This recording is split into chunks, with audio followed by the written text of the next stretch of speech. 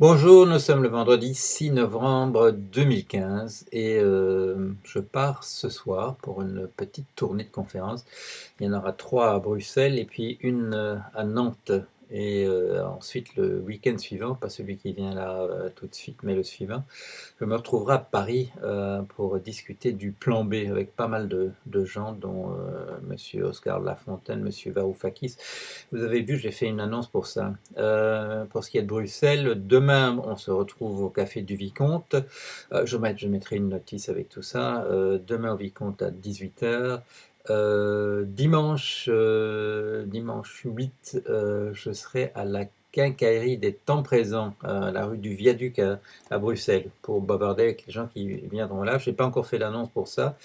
Lundi, je donnerai cours à l'Université libre de Bruxelles, francophone, de 18 à 20 heures aux anthropologues, mais vous pouvez venir écouter parce que ce sera dans une grande salle.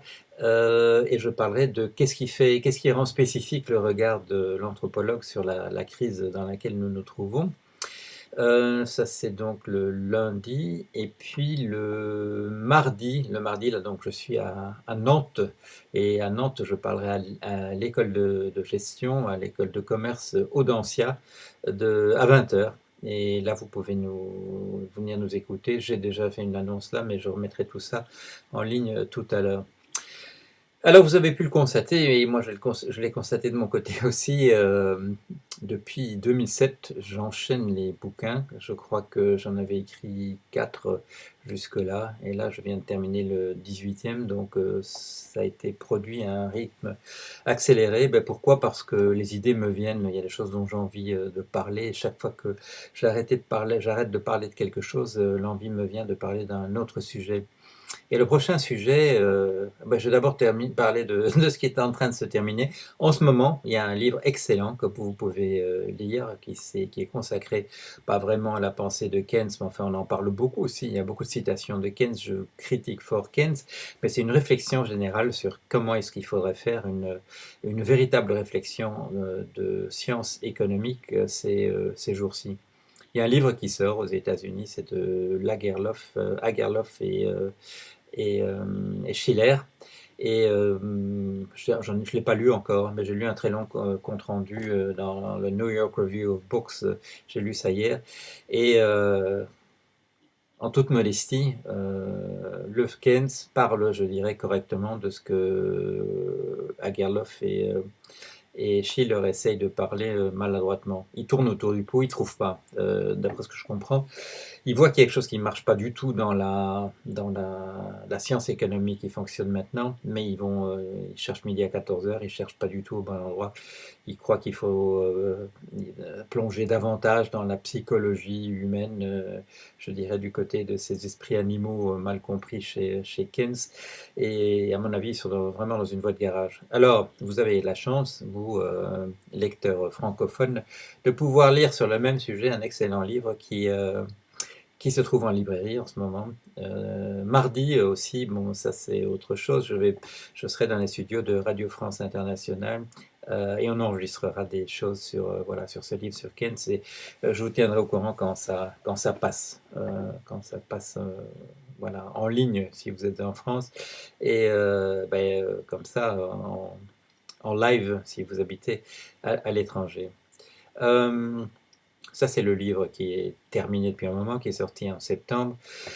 Le suivant, le dernier qui s'en va, éteint la lumière, ça, voilà, c'est en boîte. Voilà, c'est chez l'éditeur, c'est chez Fayard, ça sortira chez Fayard. Et maintenant, voilà, on travaille sur le manuscrit. Ça doit sortir en principe en janvier, ce qui est bientôt, c'est dans 2 mois. Ça a été un vrai plaisir d'écrire ça. Ça, c'est un livre, je dirais, important par son sujet. Je ne sais pas si la manière dont j'ai un lecteur là jusqu'ici, j'ai un lecteur qui est assez enthousiaste et ça me fait très plaisir. Mais voilà, ça c'est de dire notre espèce est menacée par l'extinction.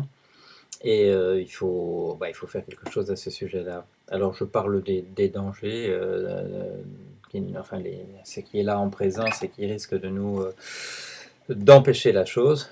c'est la première raison pour laquelle ça pourrait pas marcher, la survie de l'espèce, c'est notre indifférence, on s'en fiche, après nous le déluge.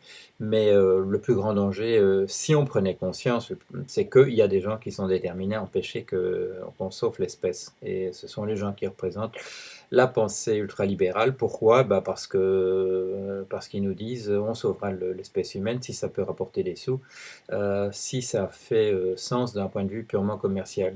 Alors c'est grotesque évidemment parce que cette idée d'essayer de gagner des sous sur le fait de sauver l'espèce, oui c'est grotesque, c'est absurde, ça n'a pas de sens, mais c'est comme ça qu'ils raisonnent et donc si on ne les convainc pas du contraire, ça ne se fera pas. Voilà. Alors donc là, ça sort en janvier. Et comme, voilà, je vous parle déjà du suivant, parce que je suis sur le suivant. Comme le danger le plus grand, c'est pas tellement les robots tueurs dans l'immédiat. Oui, c'est un danger, il faut en parler, j'en parle dans le livre, mais le danger le plus grand, c'est justement cette pensée ultralibérale qui nous paralyse entièrement, et qui non seulement nous paralyse, mais qui mettra des bâtons dans les roues, qui utilisera tous les moyens dont elle dispose. Et quand je veux dire ça, je veux dire aussi, il faut parler des choses sérieusement. Ils utiliseront, si c'est nécessaire, ils utiliseront l'armée et la police aussi pour empêcher que l'espèce ne puisse survivre. Et donc, voilà. Donc ça, c'est le prochain sujet. C'est de ça que je veux parler. Ce sera ma première, je dirais, euh, exploration, ma première grande aventure dans la science politique. Et là, bon, je vais vous montrer un petit peu mes références. Alors, ça, c'est un truc que je suis en train de lire. C'est de mon ami John Donne à Cambridge. Voilà, ça, c'est un ouvrage essentiel sur la pensée politique contemporaine. Alors sur la pensée ultralibérale, sur sa naissance, vous le savez sans doute, c'est Foucault qui a parlé de ça véritablement, je dirais, en allant vraiment en profondeur. Dans les leçons qu'il a données en 78-79, ça s'appelle Naissance de la biopolitique, je n'ai pas la moindre idée pourquoi. C'est peut-être, et ça arrive, c'est qu'on donne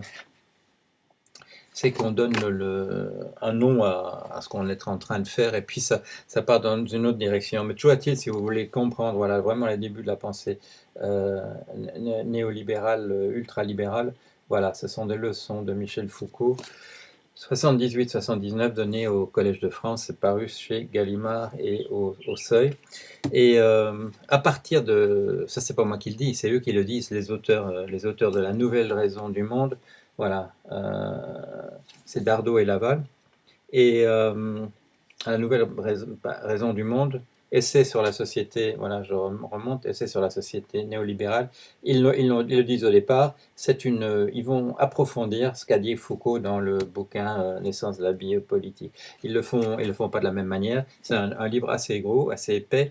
J'ai déjà lu les deux tiers, je vais lire le dernier tiers qui reste là. C'est très bien fait. C'est fait de manière un petit peu chronologique. Alors vous allez voir comment la pensée néolibérale et ultralibérale est née. Les moyens qu'ils ont mis, les moyens financiers, les soutiens qu'ils ont reçus dans l'industrie, dans la banque, etc., pour lancer leur grand projet. Qu'est-ce que j'ai encore? Ah, ça je vous recommande aussi de lire ça. Ça aussi, je suis en train de le lire. C'est sur Bruxelles, sur le milieu des lobbyistes, le milieu des hauts fonctionnaires. On nous montre bien dans ce livre qui s'appelle Les courtiers du capitalisme, milieu d'affaires et bureaucratie à Bruxelles, on nous montre bien que c'est le même milieu, que ce sont les mêmes personnes qui passent d'un côté à l'autre, revolving doors, pantouflage, et que donc il n'y a pas d'un côté les représentants de l'État et de l'autre celui des entreprises. Tout ça, c'est un grand business. Voilà. Alors, là aussi, là, il faut absolument, là, je vous en parle beaucoup et je vois que vous y faites attention à ce que je dis. Vous êtes nombreux dans les commentaires, dans les choses que vous écrivez, montrant que vous êtes en train de lire ça. C'est une très très bonne chose. Il faut absolument lire ça. Alain Soufiot, La gouvernance par les nombres, cours au Collège de France, 2012-2014. Donc, il se passe toujours des choses très intéressantes au Collège de France. C'est dommage que, ben justement, qu'en sciences économiques, ils sont peut-être pas tout à fait à la hauteur au Collège de France. Et voilà, deux petits livres aussi de Suppieu qu'il faut regarder aussi. Un commentaire sur Bossuet, de l'éminente dignité des pauvres, je ne peux pas le dire facilement parce que c'est écrit à l'envers pour moi, et grandeur et misère de l'État social, c'est sa leçon inaugurale au Collège de France, tout ça, il faut bien entendu lire, et moi j'en parlerai, enfin je le lirai et j'en parlerai dans le prochain bouquin, mon exploration, l'aventure que je vais mener en sciences politiques parce que ben, voilà, il faut aller contrer ces gens absolument sur leur terrain. Je l'ai fait sous forme de, je dirais, d'escarmouches, d'égratignures jusqu'ici. J'ai parlé incidemment de tous ces von Hayek, von Mises, Rothbard, enfin tous ces gens qui en fait ont signé l'arrêt de mort de l'espèce humaine. Il faut renverser ce courant. Tout ça est inscrit dans les institutions européennes. Tout ça, enfin tout leur machin est inscrit dans les institutions européennes. C'est inscrit dans l'euro. Voilà, c'est inscrit dans notre vie de tous les jours. Le big data, c'est eux. Enfin, le pouvoir donné aux militaires de s'occuper d'intelligence artificielle, c'est eux aussi, et ainsi de suite. Donc, bah, il faut en parler, il faut s'attaquer à ça. Alors, euh, là, je ne peux pas encore vous dire, bon, c'est un livre qui n'a pas encore, il n'y a pas encore la première ligne décrite, je ne vais pas vous dire quand ça paraît et où ça paraîtra, j'en sais absolument rien. Bah, c'est à ça que je m'attaque depuis 2 ou 3 jours. Voilà. Allez, bonne lecture, et je vous ai dit, si vous êtes à Bruxelles ou à Nantes dans les jours qui viennent, venez m'écouter, on bavardera aussi. Ça fera plaisir de vous voir. Allez, à bientôt.